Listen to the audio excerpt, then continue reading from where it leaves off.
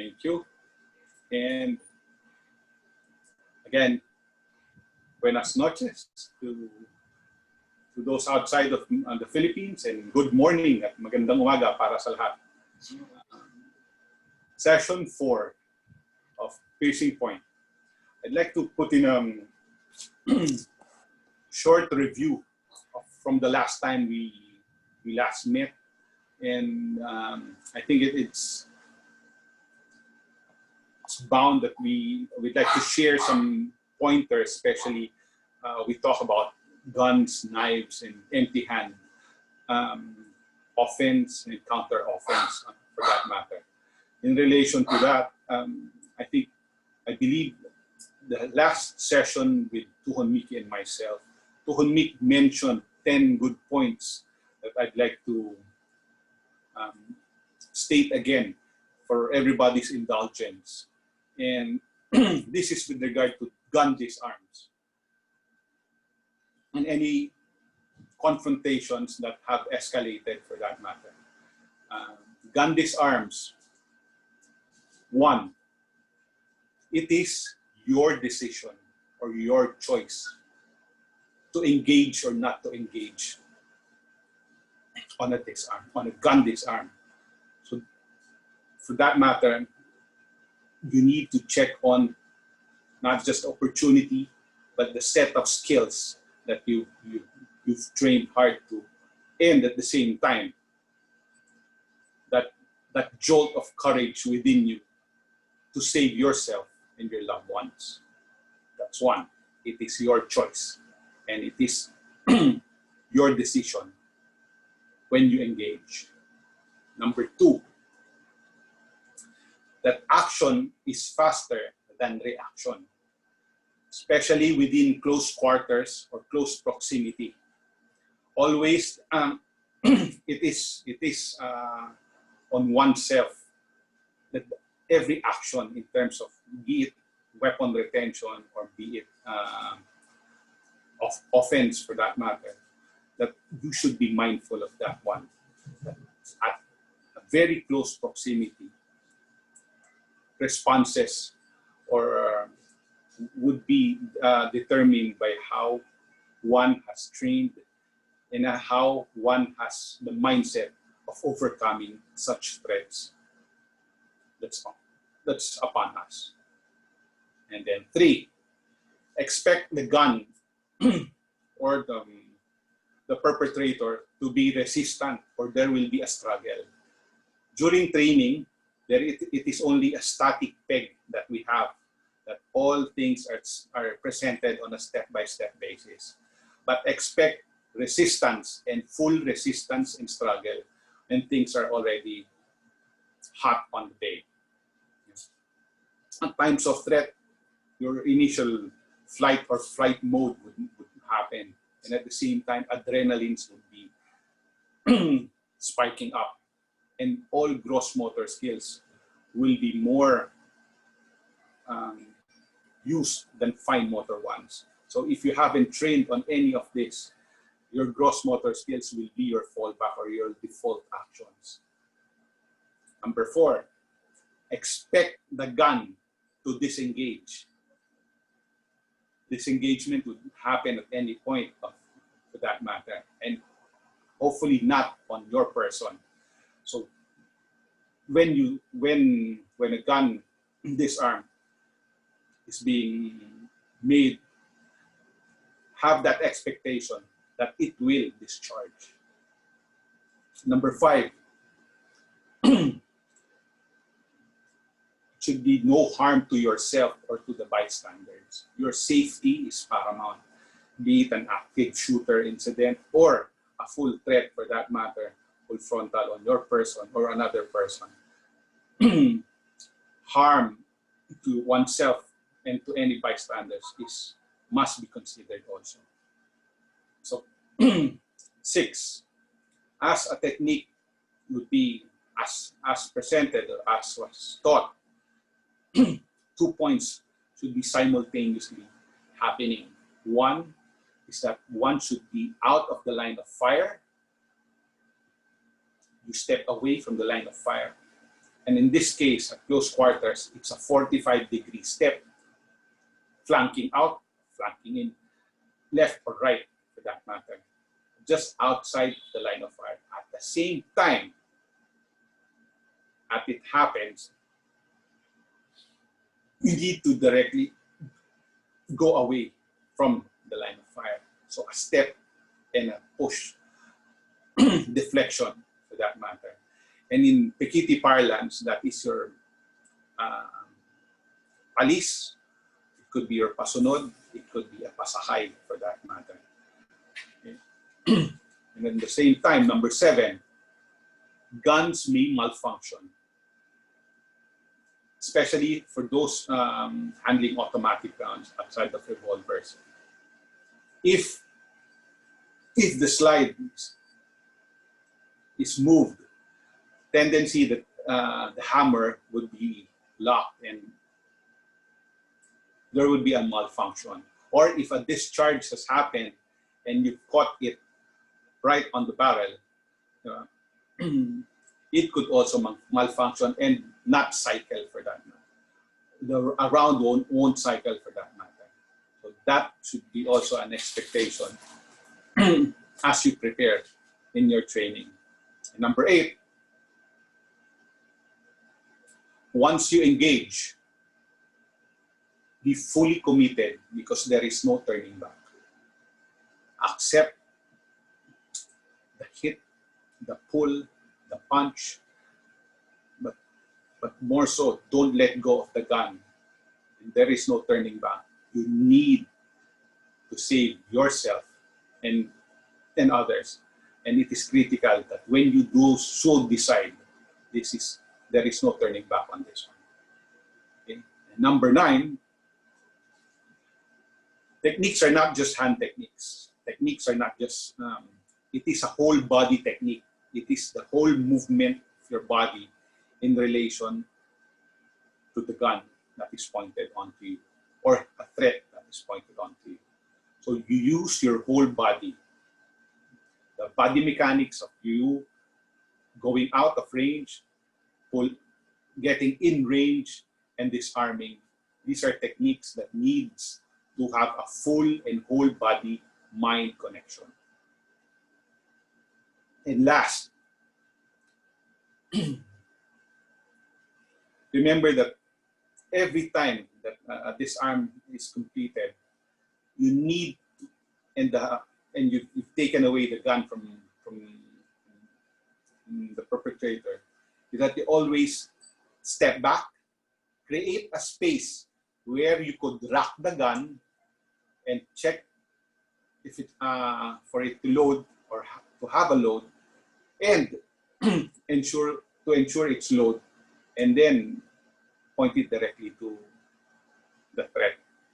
So again, these are 10 points as mentioned during the last session. There are also pointers in relation to Pekiti Tirsha, that as we train Sagang Labo, as we train gunting techniques, as we train in palipas, in pasahay, in pasunod, these are things that you could directly correlate in terms of practicing gun disarms and weapon disarms for that matter. So again, I'd like to turn on the session to Konmiki. I would like to ask everybody to mute themselves and freeze their videos, and we'll focus on Konmiki right now. Thank you so much. Thank you, Tuonjay.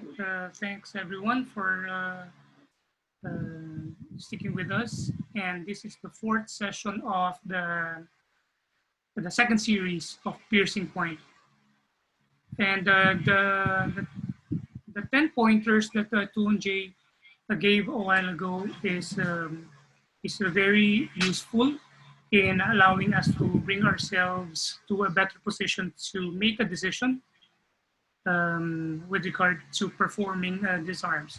Now, since we are going tactical for the most part of the series, I just want to put emphasis that PTK methodologies and techniques are very much complementary with regard to application on specific tactics that are applicable to law enforcement and military.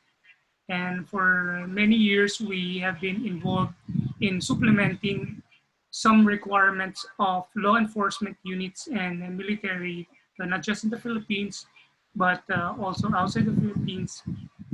And we fuse in the technology of PTK in most of the prevailing methods and techniques in close quarter combatives. Now, your footwork, your ranging footwork, your side steps, they're very much applicable in close quarter combatives. Your handwork, the ones mentioned by Tuan Jay a while ago, the pasugat, pasunod, palipas, pasakay, sagang labo, gunting principles. These are the tools that we make use of 2% PTK technology to uniform personnel. Now, what's in it for us? We're civilians, and most of us are not fond of firearms. It's something that would benefit us and would help us appreciate the art more, because first and foremost, Pikiti Tertia is a combat art, and when we talk about combatives, we're talking about weapons, and Cali has evolved from merely edged and impact weapons to modern day weaponry, which are your firearms, whether it's short or long. Now, I'm gonna do a review of last week. No, the last session that I was part of, and we're gonna introduce some other concepts that would supplement what we have covered. We're gonna start from a holstered condition, then with a firearm that is drawn. We're gonna work on some concepts as well. And I just want to emphasize that in these conditions where firearms are concerned and are used, your firearm is your primary weapon. It's not a backup weapon, it's your primary weapon. So your knife will have to assume the secondary option, not your primary option. So if you're wielding the gun, whether it's a pistol or a rifle, in terms of weapon systems, that will be your primary. So if your platform, your left hand should be supporting your other hand to hold the weapon steady, which means holding a knife and using it as a backup weapon altogether with your primary might create some confusion in your mechanical movements. For example, if you need to replace a used magazine because there are no more ammunition in the magazine, your hand that holds a knife might interfere in the normal flow of that changing of magazine, than the mechanisms involved, because you need to articulate the motion to make sure that the magazine is properly wound in the pistol. So you could just imagine if you're holding a knife because it looks cool, you might be, compromising the proper replacement of the magazine, or you might hurt yourself in the process. The only time we draw the knife in situations like that would probably be if somebody's trying to get hold of your pistol in an effort to disarm it. Your free hand might be ideal to access your backup weapon and deploy that secondary weapon in the process.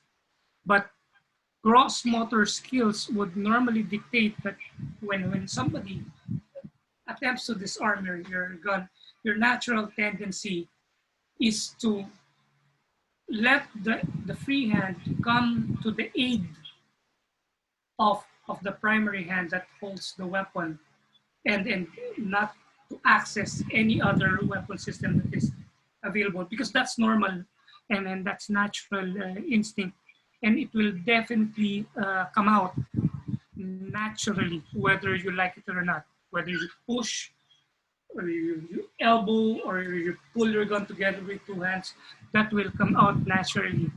Which brings us to the fact that those people wearing two knives on both on both pockets would be able to, under duress, access that secondary knife. It looks cool because you have two knives in your pocket, but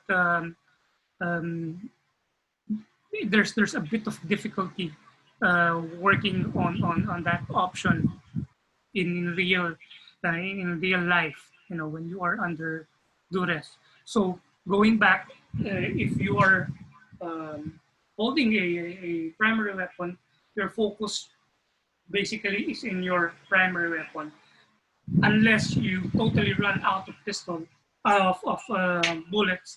Then you resort to your knife as your primary weapon because you have no more weapons available. So I'd like to call on my partner to help me demonstrate. All right, so I'm going to present some situations that will provide you information on how to react with a holstered primary weapon and then when you're attacked with a knife. So again, when the attack comes in, if it's a low line attack, you have three options. Option number one is to push the elbow. As you push the elbow, you access your pistol. Then you distance yourself, you rack the pistol, then you bring yourself to a good shooting platform. Now, the direction by which we recommend when you move is going to the rear side of your offender, of your aggressor.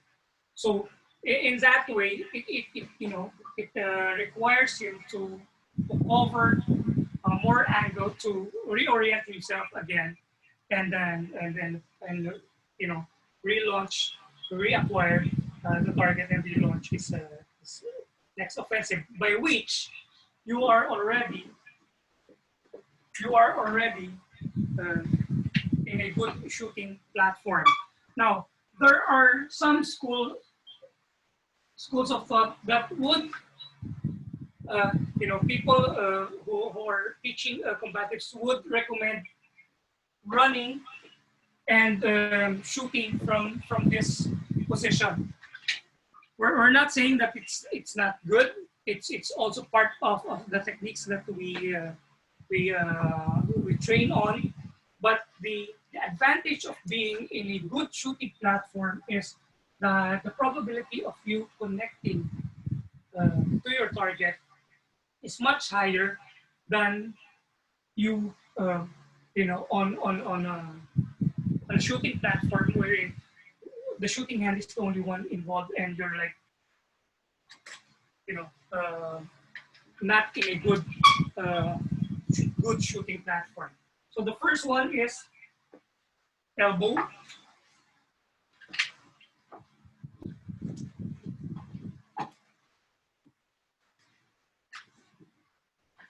The second one is shoulder. Shoulder being, so if he attacks here, the dominant hand again redirects the attack.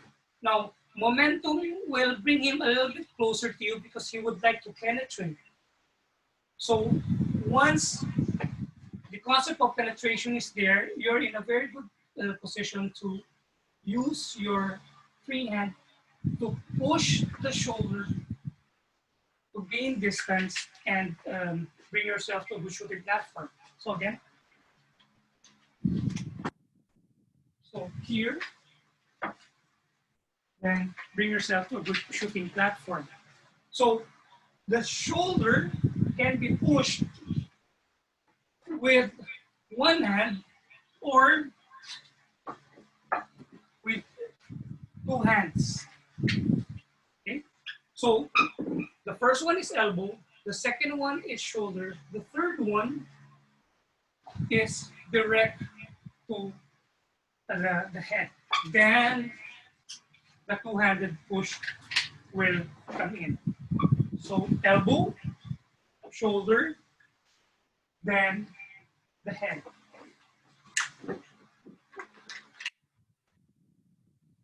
Okay, now in situations where there is a confined space, you might be forced to use your sabayan principle. So after the contact to the facial area, you push the chest, and at the same time, make sure you retain the arm. Then you back away, gain distance. Again, you are in a confined space like a gangway or a very narrow passageway. So you can use your sabayan principle, then create your distance by controlling, retaining the weapon hand, and using your dominant hand to push. You can aid your effort to push by using your entire arm to guarantee that you have more than enough distance to bring yourself to a good shooting platform. Again, first one, elbow. Second one, shoulder. The third one is the head, a variation of which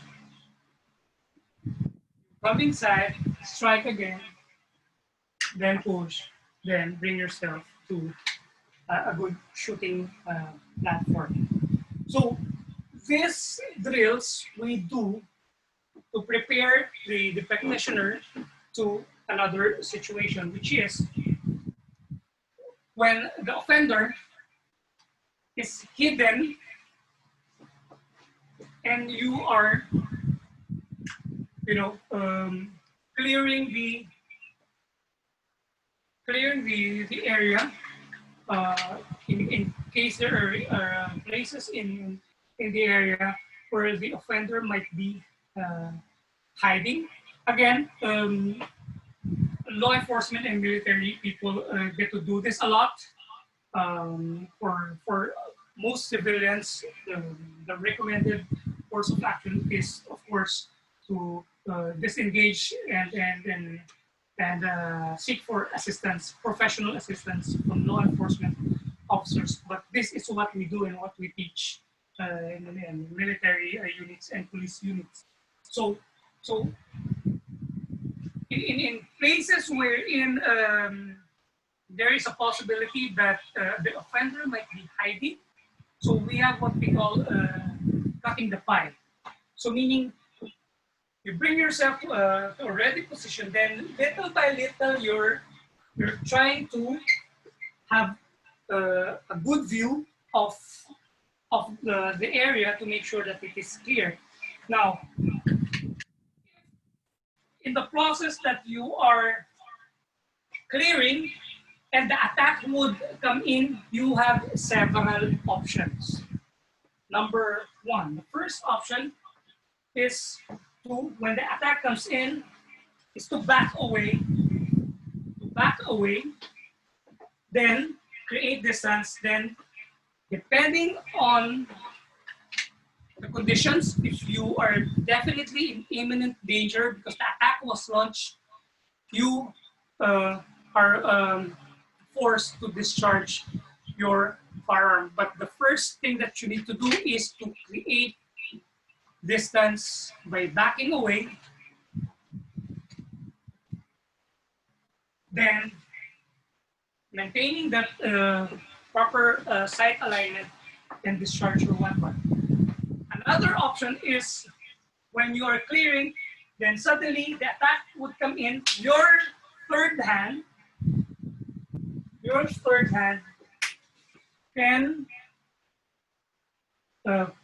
push the arm as you maintain your distance. That is when you are still not crossing that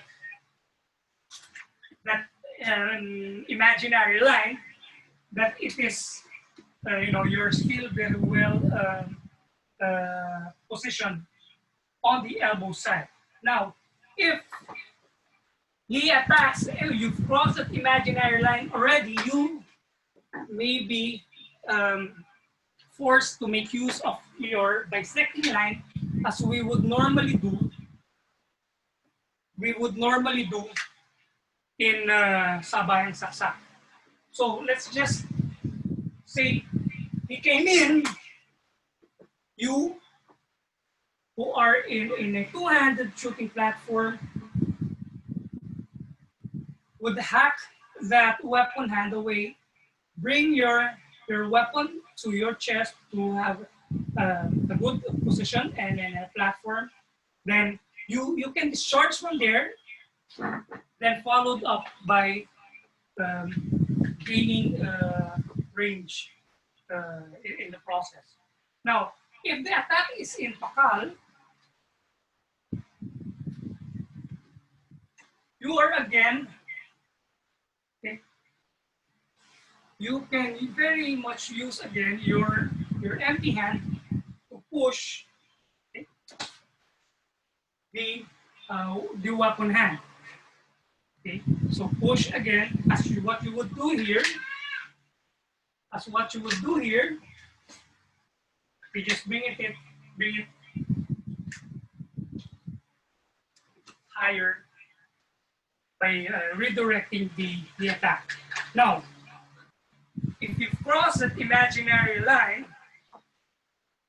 you can use your bisecting line again to momentarily redirect the attack, then again regain your distance by backing away and bring yourself to a good, safe shooting platform. Okay, now another attack could be that one. So if you're clearing, then suddenly the attacks with an angle number 3, you can again use the third hand, your empty hand, to push, bring yourself to a good shooting platform by positioning your firearm next to your chest.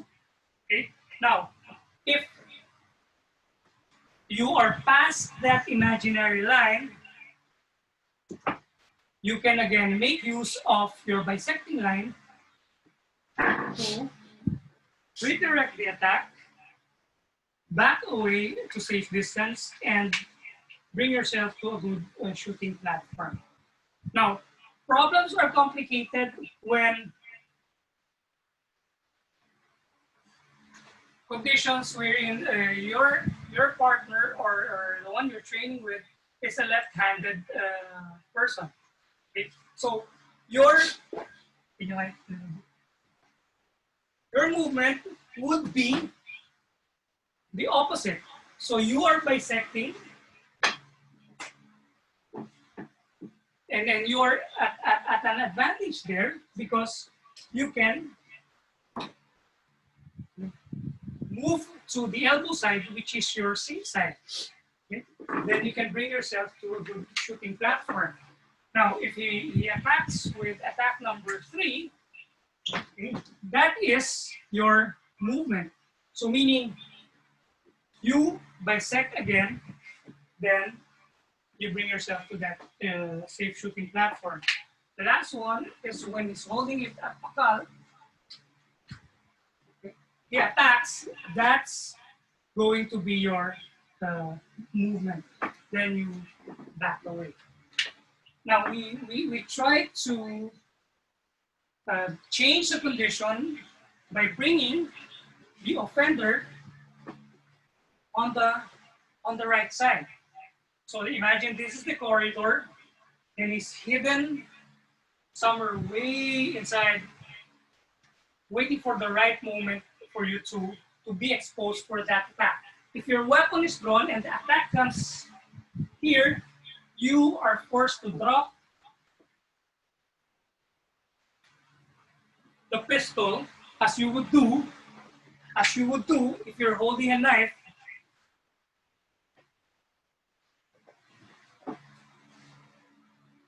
I'm pretty sure most of us are familiar with that one. So we just translated the movement. So we're clearing. This is now your hand position. Then move to the elbow side by pushing the elbow away from you, redirecting the attack. Now, if the attack is on a saksak position, you're clearing, you raise that hand. Now, the natural push position for the hand is this way, not this way because it's up there. So that would be your movement. So again, you're clearing, then the attack would come in, then that's your shooting platform. Now, if he's holding the knife at pakal, okay, this would be your movement. So in the course of your practice, you are presented with different weapon placements and weapon deployment positions that you have to drill on, but it's not a guarantee that the attacks will come in this way or this way or this way. So you have to work on different scenarios. Left side, right-handed, left-handed. So this is a long list of training scenarios that we work on when we train law enforcement and military. Now, but of course, for purpose of familiarization, we train with each other on this setup because we're trying to learn and understand the movement. Now, once we're accustomed to the movement, we know which part of the hand to bisect, which part of the body to control, how much distance we need to cover, how to access the pistol in the exercise. Then we move to situational and work on specific scenarios. But for training purposes, we do movements from a face-to-face scenario.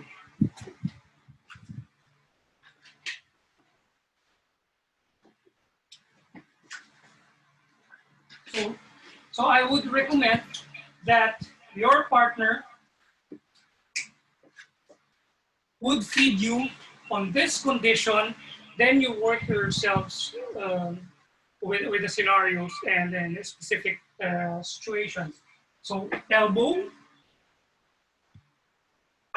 shoulder, then the head. So bisect the arm, hold the elbow, bisect the arm, push the shoulder, bisect the arm, hit the ear, stun the offender altogether, generate distance, access your weapon, bring yourself to a good shooting platform, then assess the condition. Of course, in law enforcement, we encourage our students to seek out a barrier that will delay his movement towards you. So if it means going to the opposite side of the car, to the opposite side of the table, that is what we recommend as you verbalize your authority and your warning and your commands to the offender. Because look, when you're in the law enforcement, you, as much as possible, do not want to discharge your weapon unless you are definitely in imminent danger. Now, the beauty of this method of training is that it lets you understand that the techniques are transferable to other weapon systems. Let's just say I don't want to access my firearm, but I decided to access my baton. I can access my baton and make use of the less than lethal force option. So meaning, if I push him away, I can access my baton and bring myself to a loaded position. Then I can use my free hand and articulate my verbal command to emphasize my authority over the situation because I'm a law enforcer. So meaning, I need not access my pistol all the time. But if you have access to an impact weapon, if it is part of your force option, you may access your impact weapon. So meaning, if the attack would come in, you again make use of the first three techniques that we covered, which is push the elbow, access your baton,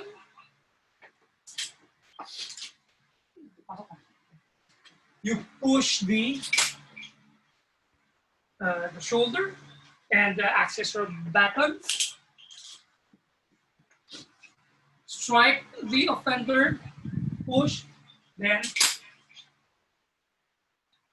access your baton.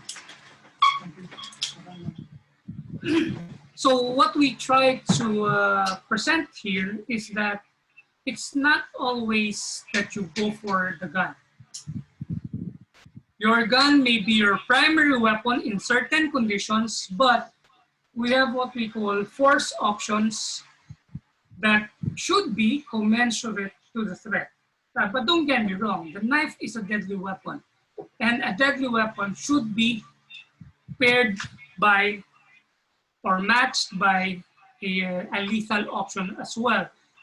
But there are some cases that law enforcement officers can assess the offender in the sense that they downgrade their response. Instead of making use of the pistol, if they think they can handle the situation by using the impact weapon, that is a more favorable result in that particular scenario, because nobody loses a life in the process. But again, the law enforcement officer or the military personnel has the right to use deadly force, to match the level of threat being presented by the offender or the suspect. If the suspect is presenting or wielding a deadly weapon, as you articulate your authority by giving verbal commands for him to drop his weapon, you should either be able to access and make ready your force options, whether it's a lethal force option, if it's a deadly weapon involved, or if you think that you can handle the situation by using less than lethal options, you should be able to access your impact weapon. So, which means you negotiate on a ready position, but your force option is still secured in your holster. Okay? Or when you are in a situation that the offender is presenting the intent to cover distance and access you, reach you, and touch you with a knife or any bladed implement, you can bring yourself in a good negotiation position wherein you have your weapons drawn already as you articulate your verbal commands to the offender. But then again, this all depends on the standards of the department or the unit you are with. But basically, these are the doctrine that we use in law enforcement in the Philippines, that each threat should be addressed with the commensurate force option. You cannot go higher, but you can always go lower. If the offender is armed with a gun, your gun is your option. If the offender is armed with a knife, you can make ready by accessing your gun, or bringing your weapon hand on a ready position, ready to deploy that gun if there's a need to, or already negotiate in a drawn position because the offender is wielding a machete or a knife. So you have to negotiate and then prepare to use your lethal option if and only if you or a bystander or a stranger is in imminent danger. So the word should be imminent, not a perceived danger, but imminent danger. So you can match the level of threat or you can go lower, which means you can use your baton in the process. Now, if you want to make use of the empty hand, because as I've said, you can go lower, you can make use of your empty hand. Okay? So I'd like to transition on options. So meaning if your baton is drawn because you have redirected the attack, the attack comes in, you can make use of our different strikes in Tertia, whether it's broken or fluid, to disengage the knife. So your goal is to hit the hand. So the weapon is dropped. So once the weapon is dropped, you can proceed to your control tactics. So meaning, if the offender is right-handed, from a loaded position, while you are enforcing your authority over him in that particular situation, he decided to attack, you have to be on the ready. Use the full work strategy being taught to us in Tertia. Use your ranging footwork, use your gliding and sliding footwork, use your sidestep, any footwork for that matter that is applicable in that case, and you deliver that strike, whether it's 1 and 2, 1 and 4, okay, broken 1, broken 1, broken 1, broken 2.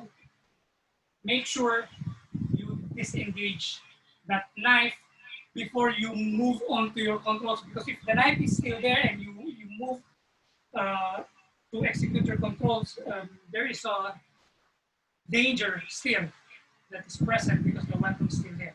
So again, if the knife attack comes there, okay, you repeatedly strike for him to disengage, then you can work on your controls. If the attack is pakal,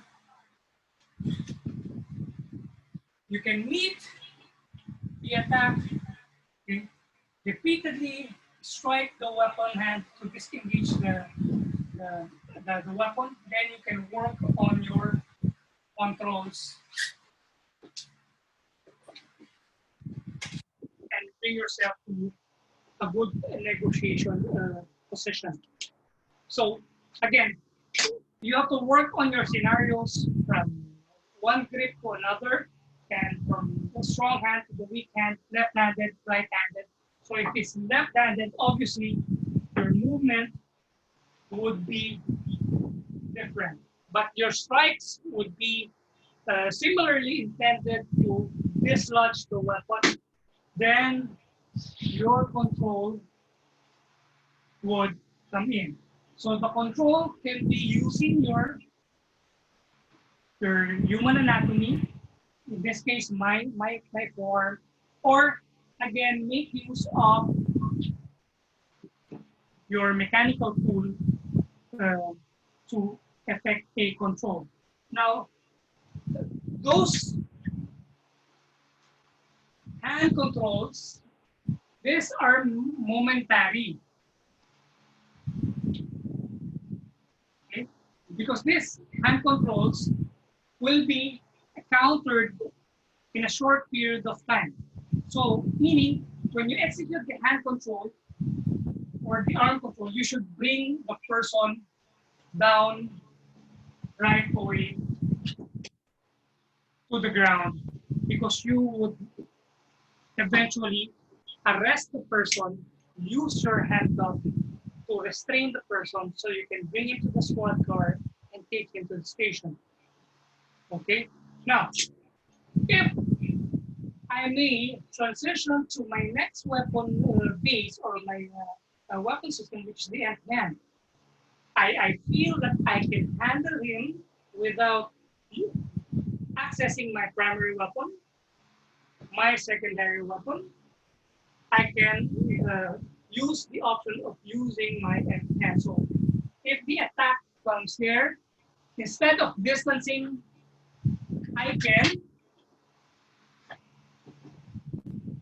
okay, this is the distraction, so I can have good access to this one. So the wrist control and the elbow control is a setup position. So the setup position for my disarming. My disarming is not this, because it's easier said than done. My disarming is not going to be this, because it's only good for demonstration and it's much easier said than done. So my option for a disarm is to really inflict pain, so the weapon will be dropped in the process. So the pain compliance will come in. Okay? Remember the word, pain compliance. To let the offender experience pain for him to comply. So meaning I can use my bicep strike, I can use my elbow strike, I can use my nerve strike, or I can use it in combination until the weapon is discharged. Then I can work on my takedowns. My takedowns can be in so many ways. One could be your usual wrist control takedown. So that could be one. This could be two. This could be three. This could be 4.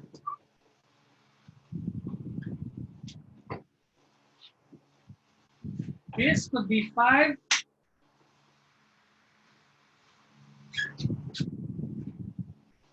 This could be 6.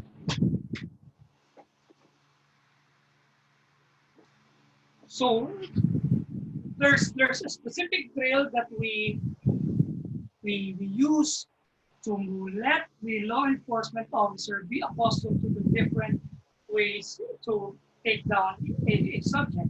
Again, why do we need to take down a subject? We need to take down someone because we need to arrest him. It is difficult to arrest someone who is standing up because all he has to do is either run, push yourself away, strike you, or embrace you. So the least possible condition that you can let the offender assume for you to effectively arrest him or restrain him is for him to be on the floor. So after the disarm, that could be 1.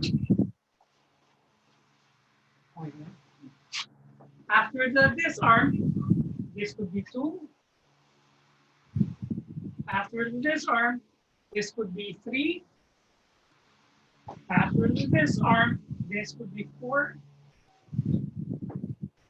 Okay, after the disarm, this could be 5. After the disarm, this could be 6. So as you can see, my pistol is still safely tucked in a position that we cannot reach. This is not recommended because it can reach your pistol. So you keep your weapon away from the offender. So if you want to make use of your control tactics, that will be okay. If you resort to this one, just make sure that you demand upon giving pain for the left hand to be placed at the rear. So the hand on this position to make sure that he will not punch you in the process. So you give him pain, so you can have good control. If there's struggle, you should be able to transition to other techniques. If there's a struggle here, you need to transition to other techniques, you can transition to other techniques. If there's a struggle here, you need to transition to another technique, you can transition to another technique. So the drill that we normally do is we start here, move here, move here, move here, move here, here.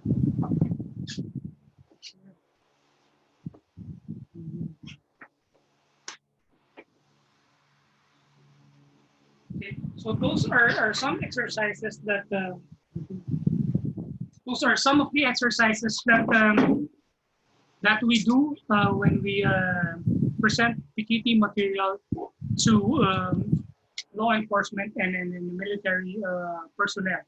So 1, understand your range. 2, understand the angle by which you're going to operate and address an attack.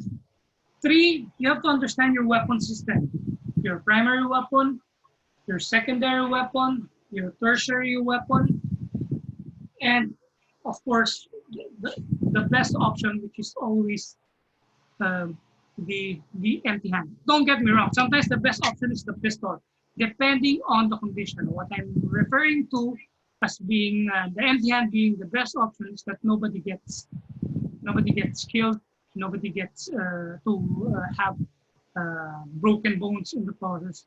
But then again, you have to remember that for an arrest to take place, police officers need to perform and deliver pain, so the offender will comply. This is law enforcement. For military personnel, especially those in special operations, they have to, continue the mission.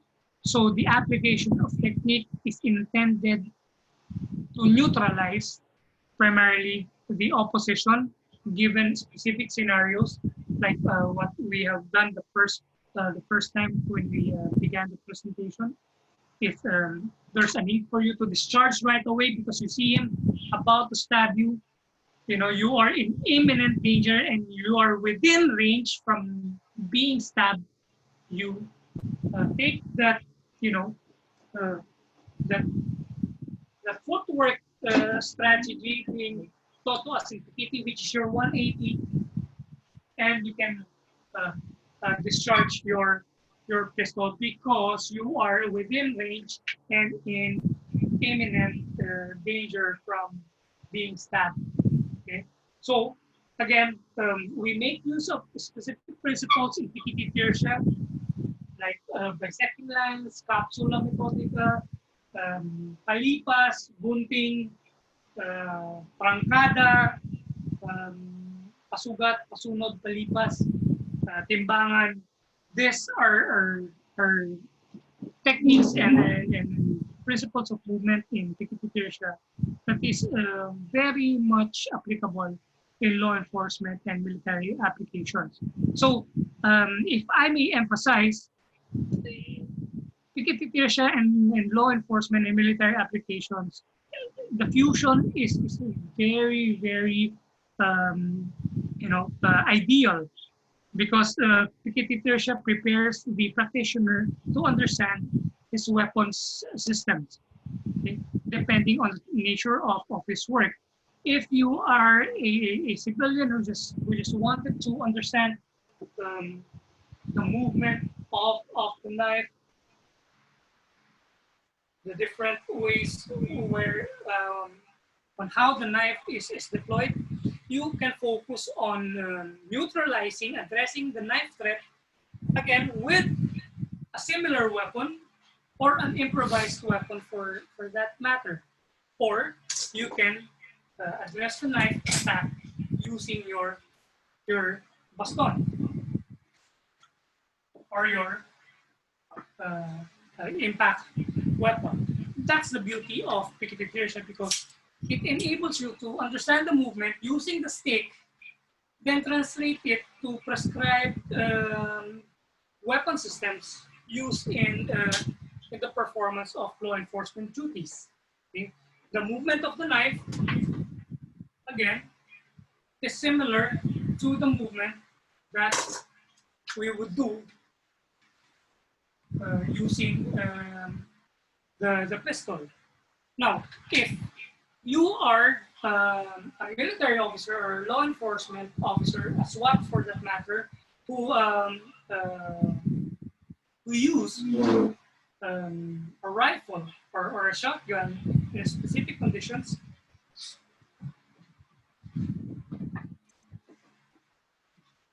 again, you can use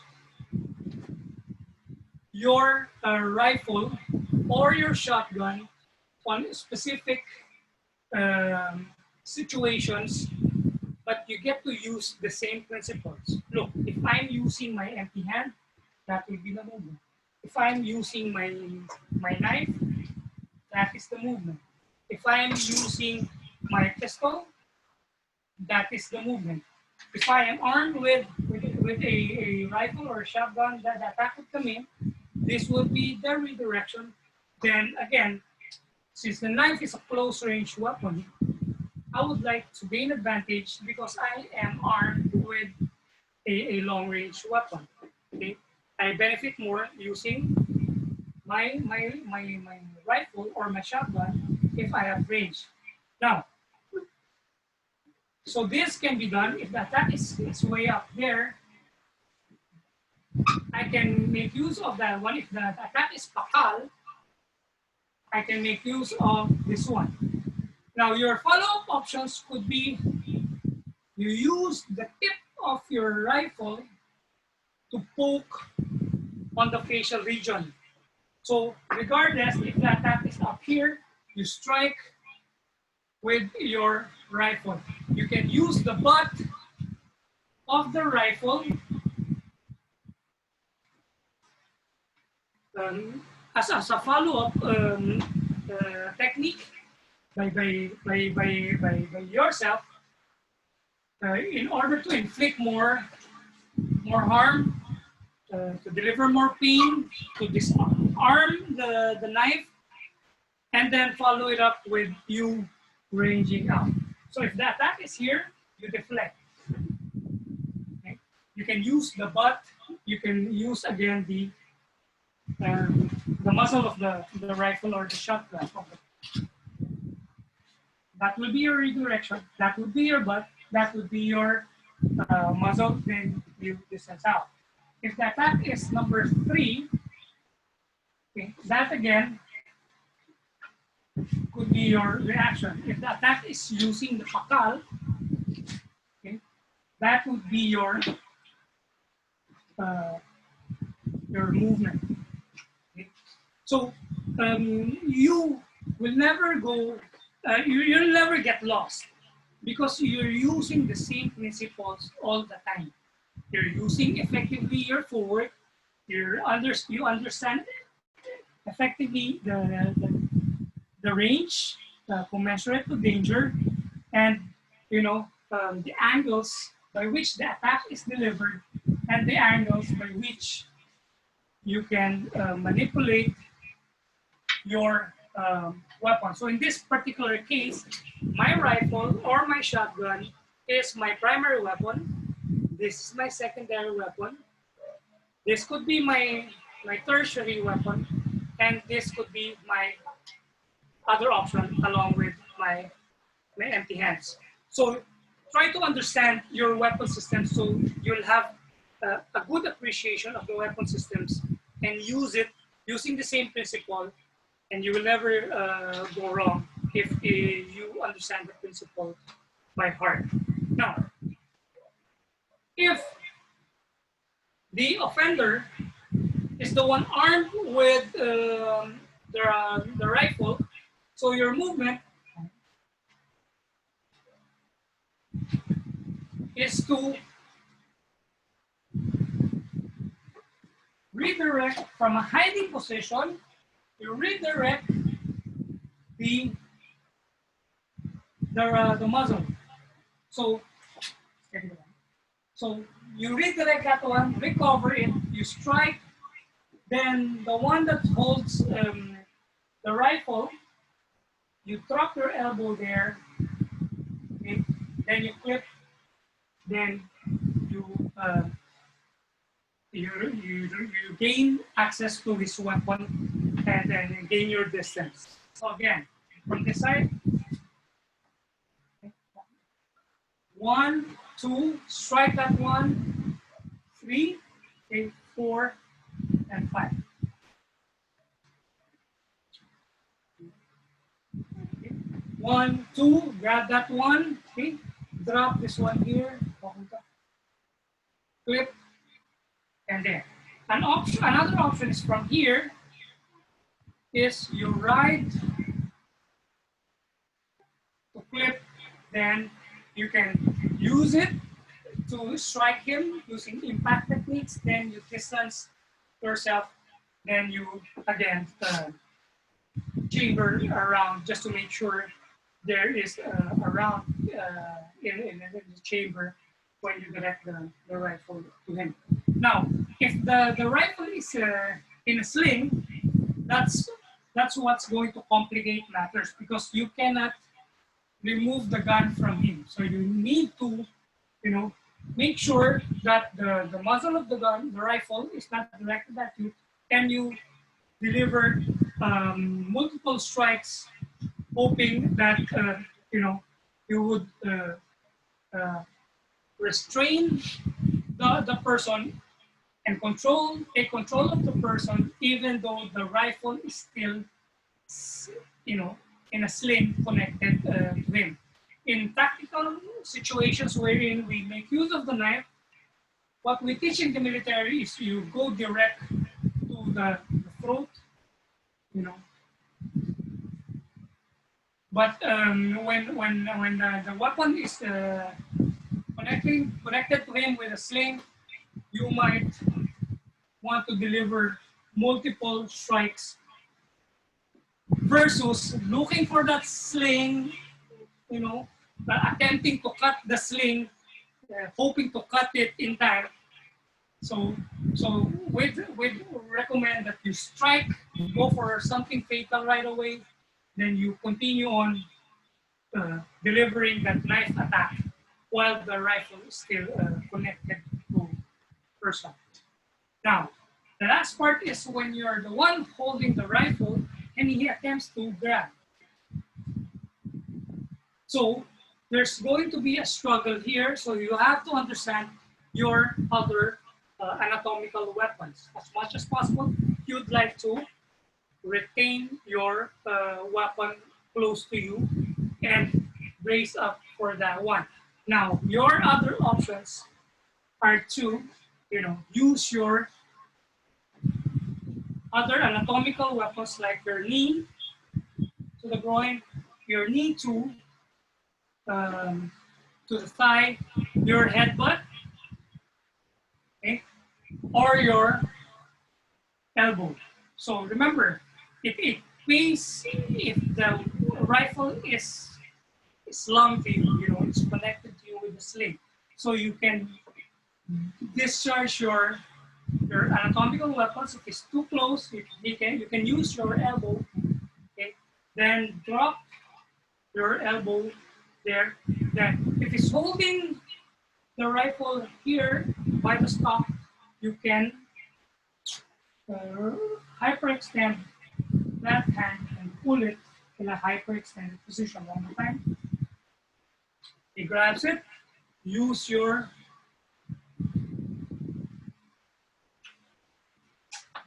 anatomical weapons. Then disengage. Okay. So if he grabs your weapon, he wants to retain and have access to your rifle. Okay. If it's far, you can strike the knee, you can punch, but if it's closer, you can strike the groin, you can strike the thigh, you can deliver your headbutt, you can deliver your elbow. This will drop to here. Now the hand that is holding the rifle here, you raise it, hyperextend it, then pull it, then distance out, then you load the round into the chamber. Okay, so assuming that the person is coming and approaching you from this side. If the person is approaching you from this side and he wants to take control of your weapon, okay, again, depending on distance, you can make use of your anatomical weapons. Okay, then use the other hand to release your rifle or shotgun in the process. So this is what we call rifle retention. And then this is the simplest way to present retention skills.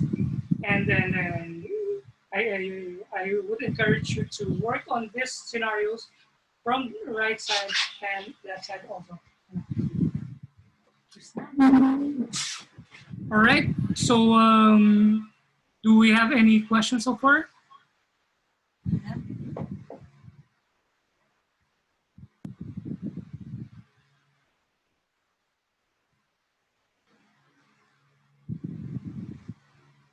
All right, can we hear some questions?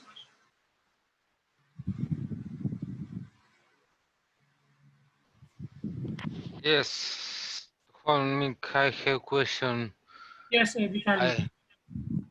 I send you for chat the question. Okay. It's in chat. Okay, I'll read it for everyone to hear. In almost, if I have to change the magazine and I have knife in third hand? Is there a possibility of using teeth to hold the knife while changing magazine? So correct me if I'm wrong, Vitali. You're in this position, okay? Are you saying that if I need to change magazine, I'm gonna put the knife here, then change magazine? Is that what you're saying?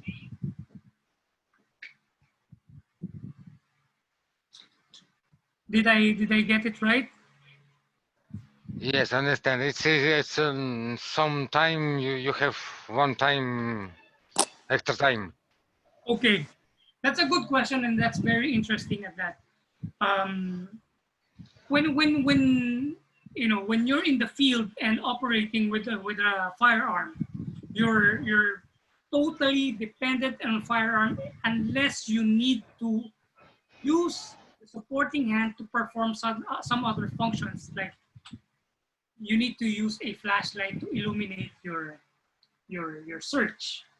But the evolution of technology resulted to the flashlight being mounted already to the pistol or to the rifle to make sure that the supporting hand is free to open the door, to push somebody, to control an elbow, to strike someone, because those are supporting roles that the empty hand will be effective in performing. Okay, that's why they took out the flashlight and placed it in the pistol. Now, if you are holding a knife and you need to open the door, you know, I would find it a little bit off and difficult to bring the knife to your teeth. Okay, otherwise you will have to, you know, reholster your knife back to the sheath, which takes again a bit of time that is very crucial in that particular situation. So it brings me to the response to your question that I would rather, you know, focus on the task at hand with both hands, maintaining a good shooting platform. If I need to disengage my empty hand to open a door, okay, I don't have a knife to worry about that I need to return.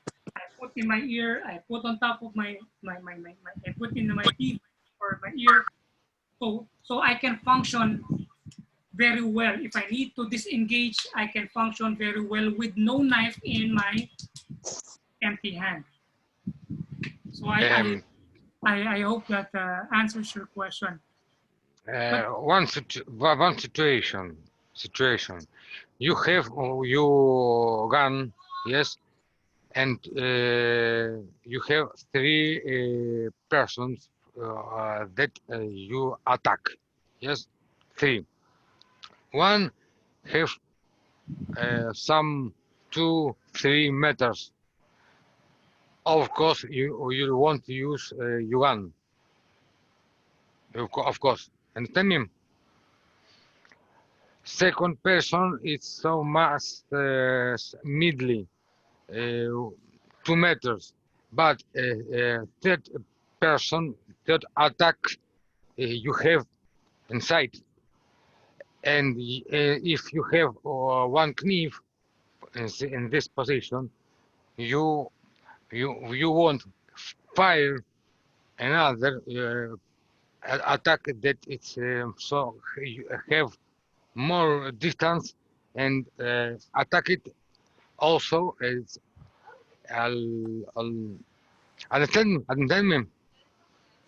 Yes, I understand your point, Vitali. Thank you for that explanation.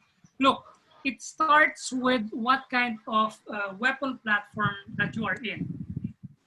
If your weapon platform in the beginning is a pistol in your hand, okay, as you do tactical movements, that will be your weapon platform.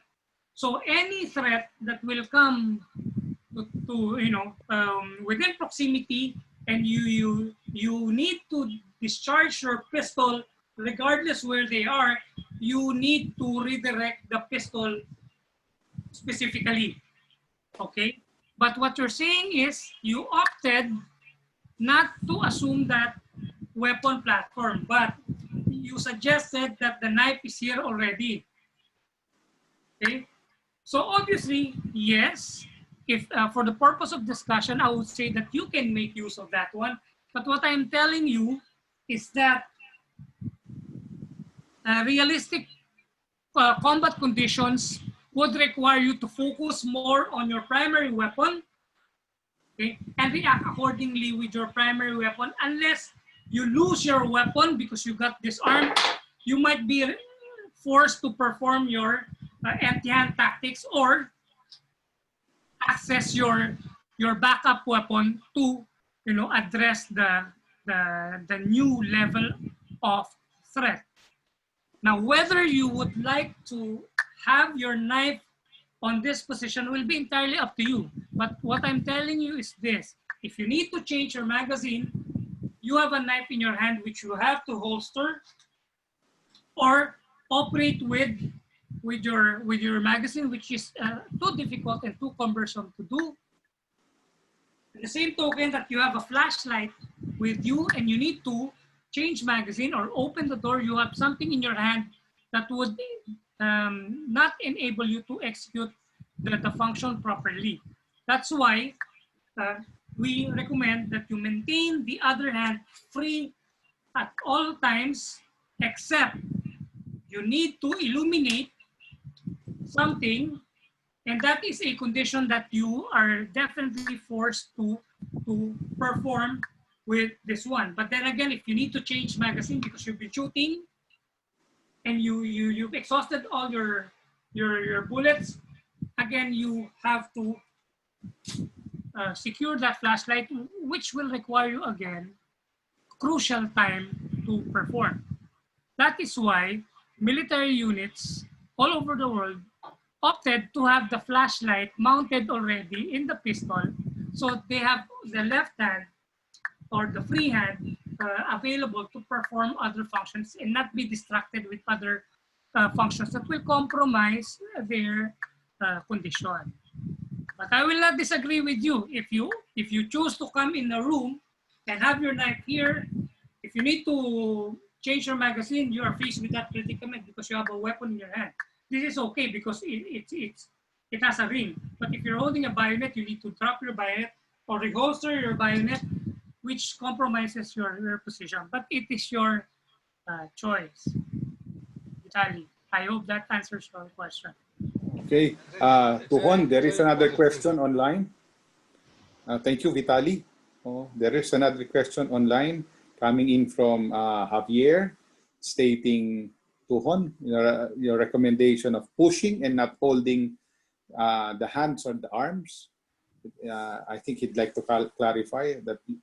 Is it more good for deflection than control at first? Javier? Javier, thank you for the question. Are you referring to deflection, then pushing with the free hand? Or is it something else? Can you elaborate? Yes, the deflection with these hands was not harm. Okay. Please continue. Yes.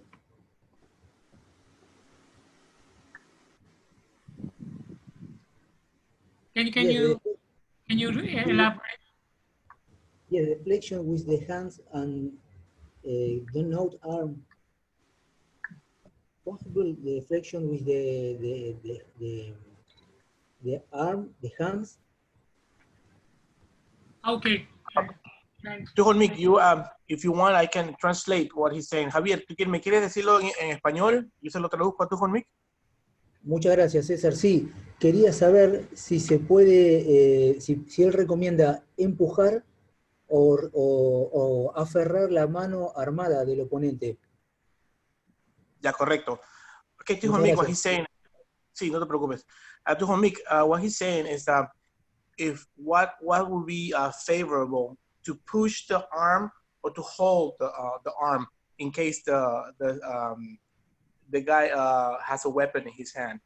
Is it better to hold it or just push it away? Okay. That was his question. There are two schools of thought. Number one is you shoot from this position, then disengage. Okay. So if that answers your question with regard to can I shoot while holding the arm? Yes, of course. But this is momentary. He will not let it stay there for a long time. Okay. So which means after this, it's better that you distance yourself right away. I'm better off. I'm more comfortable with distance than elbow control. Elbow control, yes, I can instantaneously shoot, but again, the next movement would be to distance. So if I may right away push that arm, escape the danger zone, which is the one arm's reach distance, get out of that one, bring myself to shooting platform. Yes, you will relaunch his attack, but I am in a good position now to aim my gun at him. But then again, this is another option. Discharge, then disengage again to gain distance. Thank you, Hermano Cesar, for the translation. Oh, you're very welcome. I hope that answers your question, Javier. Yes, sir. Thank you very much. Gracias, Cesar. Thank you very much, Cesar, and thank you very much, Javier. To Miki, there is another question coming in from Alan. What is your opinion about using the upper receiver of a rifle to jam it up the neck of an aggressor, whether from the front or behind? Yes. All right. If what you're referring to, Alan, is if he grabs this this rifle of yours and you deliver that one, you can. But then again, there's the risk of him grabbing again your gun in this manner. That's why we'd like to narrow the approach of the rifle. Poke him with that one. If he relaunches his arm to grab, you can deflect using your contradas. Then you can deliver your number 2 slash with your rifle, then distance yourself away. It's you know, you can do whatever you wish, but there are advantages and disadvantages of specific actions. If you can push him without endangering your rifle and from being grabbed again, without the risk of being grabbed again, yes, you can do that. But my option, if that will be the case, my option would be to jab that the rifle to him or shotgun to him, then work my way back to gain distance. So yes, you can do that, but I'm better off with the jab than again gain my distance. Okay. Mick, thank you, Alan. I hope that answered the question. Yes, thank Okay. you. Okay. Mick, another question coming in from Kenny. Are you a proponent of the Israeli carry? Okay.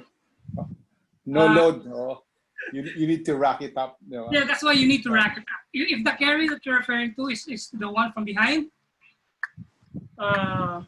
again, whether it's no. I mean carrying on an empty chamber. Empty chamber. Oh. Okay. When you draw, then you rack. Yes. That's why whenever you execute a disarm, okay.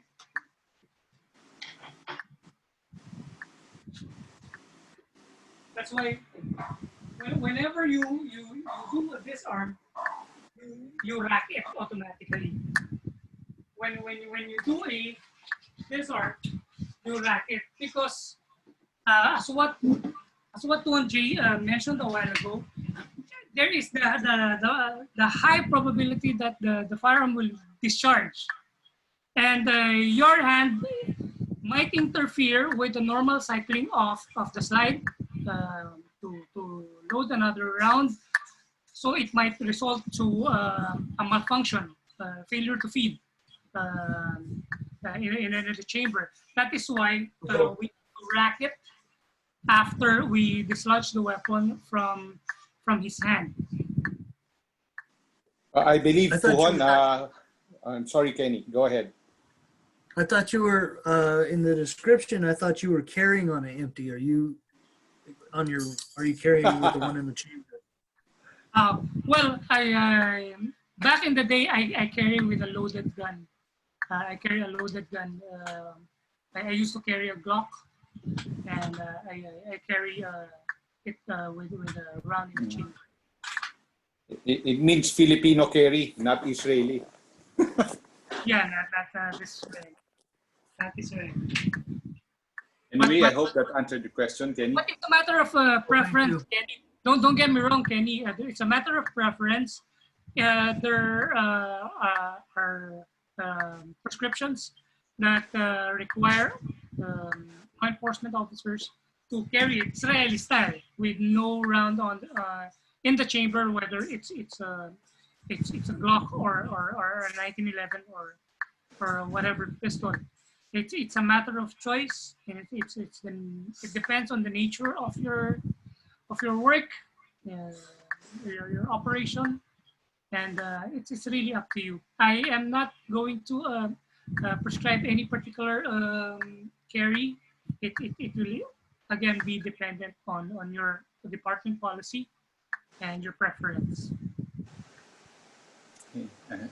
I hope that answered Kenny's question. Thank you, Kenny. Tuhon, Alan, I think Alan Arnel raised his hand. Arnel? Yeah, going back with the Israeli carry, a friend of mine, he's from Israel, and everybody, once you hit the age of 18 in Israel, you have to join the military. But the problem with that is they have to make it safe for everybody. So as a compromise, they teach them to carry without a round in the chamber. That's for safety reason because like what I've said, everybody joins. So they really don't have that much time to really inculcate in their brain that when you put a round in the chamber, you really have to be safe with it. So as a compromise, since they're training basically the entire population, they have to make it safe. Don't put a round in the chamber. That's how it was explained to me by an Israeli friend of mine. I just want to share that. Thank you, Arnel. Thank you very much, Arnel. That's very insightful. Thank you.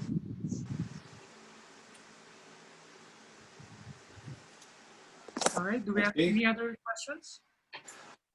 Actually, Tuhon, I'd like to add on and then that our training in terms of WITIC for close quarter baton engagements, yes, by default, upon draw and we given the space, we always chamber it on load it on angle 1. But if you're if you've drawn it and had a smaller space and the baton hasn't expanded yet, the WITICs, the low line WITICs are more used in terms of practice. I'd like to ask if we could explain it further. Oh, thank you. The WITIC deployment is from here to a draw position. Exactly. So it's from here, and the draw would come in, then the WITIC would come in, then you can either go for a full loaded position, a full ready position, either shoulder load, or after the take, you go to your medium load. So it is the one being recommended before by GT, because the baton being from this side and going direct to the threat, and it's striking the threat. Then again, you resort back to your negotiation position, which is the relative position on the loaded position, and putting emphasis on your authority by directing your hand, your finger to the offender in a position that does not compromise your primary weapon's well, instead of this way, as we would normally train in Cali, right foot forward, but in law enforcement, it's specifically firearm away from the offender. Okay. So much as we would like to deliver or bring ourselves to this normal position that we normally do in PT, but law enforcement, again, prescribes gun away from the offender. And this is, again, a recommended posture as you negotiate with your offender. Thank you, Tuhon. Anyway, I saw a hand up by Agalon Angel Aguilan. Agalon? Yes, Any questions? Tuhon. Good morning po. Magandang umaga po, Tuhons.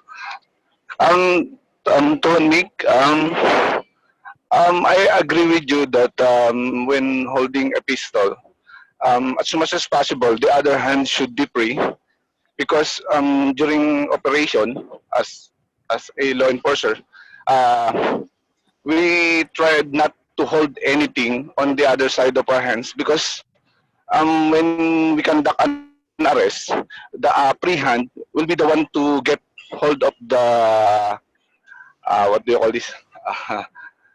Get hold of the free hand will be the one to get hold of the posas, yung posas.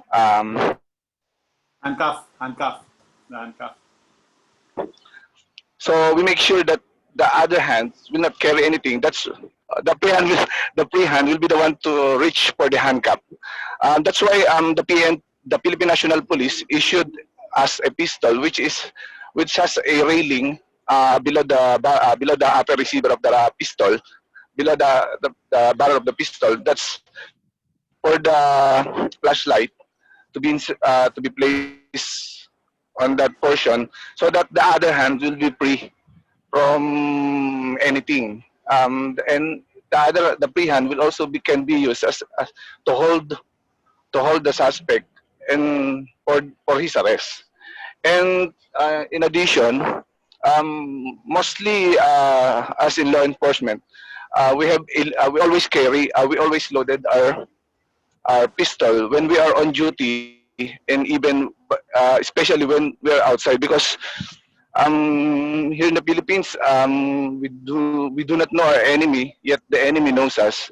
That when something happen, we can automatically engage, because carrying an unloaded pistol, you have to load it first before you react. Yet if you are already loaded and you can react immediately, it's like you said, it's a matter of choice and it's a matter of preference, because it's like a muscle memory that you know when you're carrying a loaded pistol, you already know that you can react quickly. Unlike that, you will if you load first, then before you react, that very seconds is very important in every situation. So I agree with you, Tone Mix, that uh, loading a weapon is your own choice. It's a preference. But if you know what to do, you can load your weapon anytime. That's all, Tone Mix. Good morning to all of you, brothers. Thank you. Thank you, Thank you so much. Angel.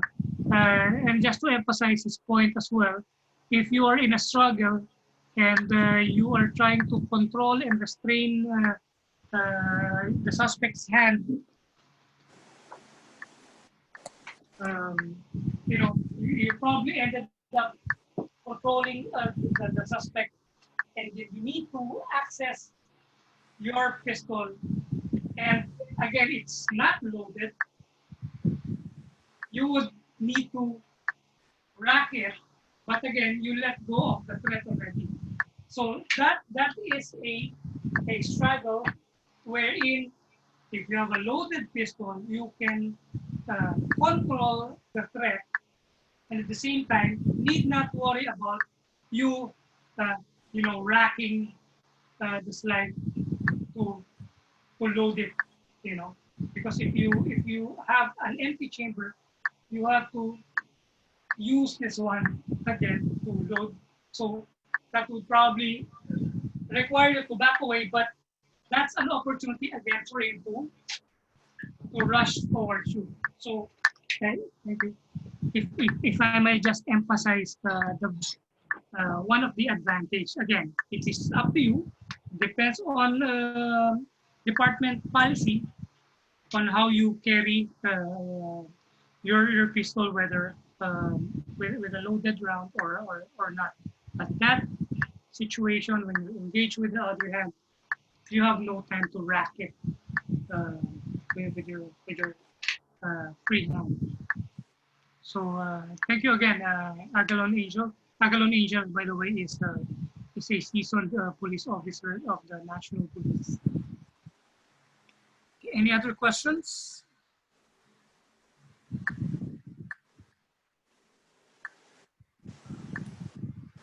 Again, thank you, Agalon Angel, the insights. Any more questions, ladies, gentlemen?